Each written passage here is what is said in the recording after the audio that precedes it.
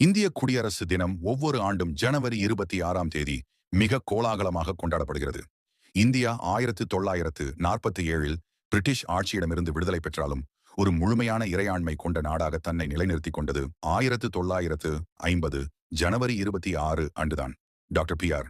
அம்பேத்கர் தலைமையிலான குழுவால் வடிவமைக்கப்பட்ட இந்திய அரசியலமைப்பு சட்டம் அன்றைய தினமே நடைமுறைக்கு வந்தது. 1930 இந்திய தேசிய காங்கிரஸ் அறிவித்த பூரண சுயராஜ்யம் என்ற வரலாற்று சிறப்புமிக்க முடிவை நினைவு கூறும் வகையில் இந்த தேதி தேர்ந்தெடுக்கப்பட்டது. இந்த 2026ஆம் ஆண்டு இந்தியா தனது 77வது குடியரசு தினத்தை மிகவும் சிறப்பாக கொண்டாடுகிறது. இந்த ஆண்டு விழாவின் மைய கருத்தாக வந்தே மாதரம் 150 ஆண்டுகள் என்பது தேர்ந்தெடுக்கப்பட்டுள்ளது. இந்திய தேசிய பாடலான வந்தே மாதரம் இயற்றப்பட்டு 150 ஆண்டுகள் நிறைவடைவதை போற்றும் விதமாக டெல்லி கர்த்தவ்ய பாதையில் நடைபெறும் அணிவகுப்பு முழுவதும் இந்த தத்துவத்தின் அடிப்படையிலேயே அமைக்கப்பட்டுள்ளது. இந்திய குடியரசு தினத்தன்று புது டெல்லியில் உள்ள கர்த்தவ்ய பாதையில் நடைபெறும் பிரதான விழாவில் இந்திய குடியரசுத் தலைவர் தேசிய கொடியை ஏற்றி வைப்பார்.